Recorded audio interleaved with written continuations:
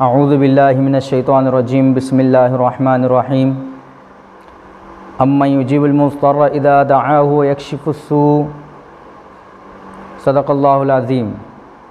السلام علیکم ورحمۃ اللہ وبرکاتہ۔ محترم ناظرین، آج ہم آپ کے سامنے دعا کے تعلق سے ویڈیو لے کر حاضر ہوئے ہیں۔ ہم اس میں آپ کو بتائیں گے کہ دعا کب کب قبول ہوتی ہے اور کیسے۔ تو سب سے پہلی چیز تو یہ ہے کہ ہم اللہ تبارک و تعالیٰ سے جو دعا مانگیں تو انتہائی تڑپ کے ساتھ، رو رو کر، گڑ گڑا کر، جیسے ایک محتاج، ایک فقیر آدمی مانگتا ہے، اس طرح اللہ سے ہم دعا مانگیں، اور ایک سو ہو کر اللہ کی طرف متوجہ ہو کر اگر ہم دعا مانگیں گے، اللہ دعا ضرور قبول فرماتے ہیں۔ اللہ خود قرآن میں فرما رہے ہیں اجیب دعوت الداعی اذا دعانی۔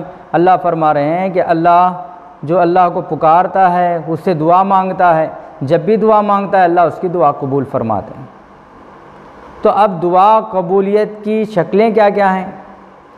تو دعا کی قبولیت کی 3 شکلیں ہیں۔ بندہ جب اللہ سے دعا مانگتا ہے تو اللہ تعالیٰ جو دعا مانگ رہا ہے اللہ تعالیٰ وہی اسے دے دیتے ہیں۔ یا قبولیت کی دوسری شکل یہ ہے کہ بندہ اللہ سے کوئی چیز مانگ رہا ہے لیکن وہ چیز اس کے حق میں بہتر نہیں ہے، تو جو چیز اس کے حق میں بہتر ہے اللہ وہ اسے عطا فرماتے ہیں۔ تیسری شکل قبولیت کی یہ ہے کہ اللہ تعالیٰ اس کی دعا کو آخرت کے لیے ذخیرہ بنا کر رکھ دیتے ہیں۔ پھر آخرت میں اللہ تبارک و تعالیٰ اسے یاد دلاتے ہیں کہ میرے بندے فلاں وقت، فلاں دن، فلاں جگہ تو نے یہ دعا مانگی تھی، میں نے تیری وہ دعا قبول نہیں کی تھی، آج لے اس کا میں تجھے اجر دے رہا ہوں۔ اتنا بڑا اجر اور ثواب اللہ تعالیٰ دیں گے، بندہ دیکھ کر افسوس کرے گا اور خواہش ظاہر کرے گا کہ کاش کہ دنیا میں میری ایک دعا بھی قبول نہ ہوتی اور اللہ اسے آخرت میں ذخیرہ کر کے ابھی اس کا مجھے انعام دے دیتے۔ تو یہ قبولیت کی شکلیں ہیں کہ 3 شکلیں ہیں قبولیت کی۔ اب دعا کے قبولیت کا وقت کیا ہے، کن اوقات میں دعائیں قبول ہوتی ہیں؟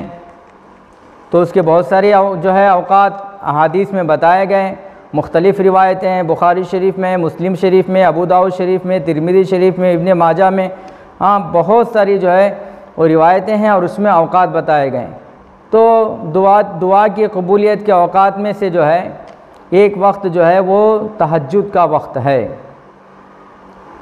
تہجد کے وقت میں اللہ دعا قبول فرماتے ہیں، اور اسی طرح افطار کے وقت میں اللہ دعا قبول فرماتے ہیں، اور اسی طرح فرض نمازوں کے بعد اللہ دعا قبول فرماتے ہیں،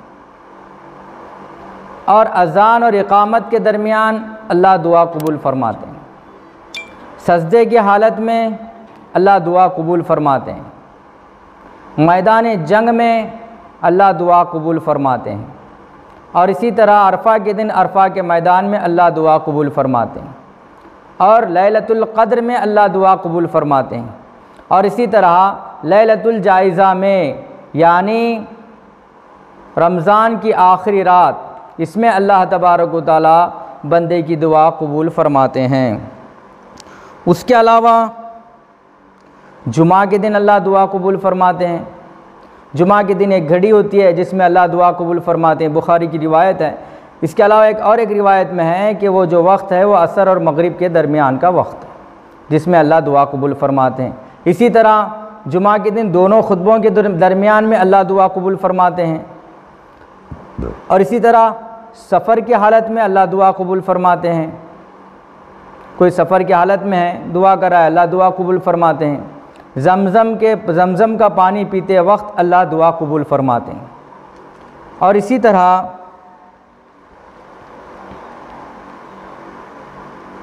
اللہ تبارک و تعالیٰ بیت اللہ کو دیکھنے کے وقت پہلی مرتبہ جب بیت اللہ پر نظر پڑے تو اللہ دعا قبول فرماتے ہیں۔ یہ دعا کی قبولیت کے اوقات ہیں۔